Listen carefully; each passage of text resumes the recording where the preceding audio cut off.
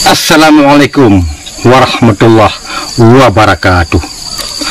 Kali ini Roda Viral akan membongkar, membedah sebuah pernyataan Menteri Koordinator Bidang Maritim dan Investasi Bapak Luhut Binsar Panjaitan tentang TKA yang didatangkan ke Indonesia untuk mengawas bekerja di proyek pembangunan IKN Nusantara. Alasannya, karena tenaga ahli lokal tidak cukup pengalaman. Pertanyaan kita, apakah pernyataan Pak Luhut tersebut karena sudah gerah, sudah tensi melihat fenomena kekuatan bangunan di negara kita ini selama ini yang dikerjakan oleh kontraktor-kontraktor tanah air?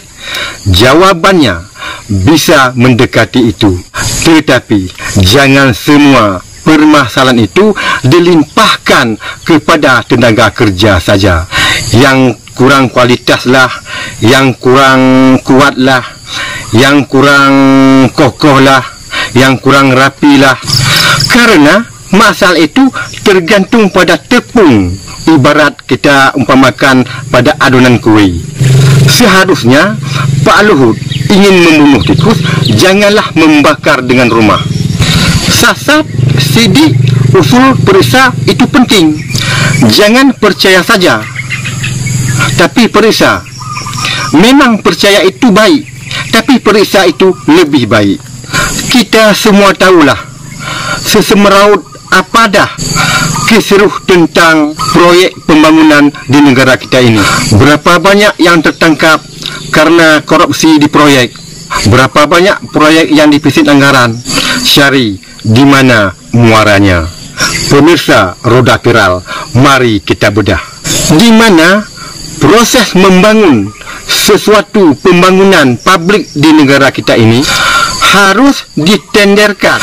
Maka CP-CP, PT-PT di Indonesia ini atau yang dari luar negeri, kalau ingin menang proyek harus ikut tender. Jadi dalam tender-menender itu ada yang menang, ada yang kalah. Jadi kalau dalam ranah tender-menender seperti itu, maka di sudut itu gempa apa yang terjadi? Tentu bila orang sudah susah payah menanam modal, pikiran dan tenaga, tentu untuk meraup untung. Untungnya pun yang untung beliau. Kalau proyek bangunan tersebut dibuat sesuai dengan harapan pengguna, dalam tanda petik masyarakat, ya kurang banyak untung lah, bahkan bisa rugi.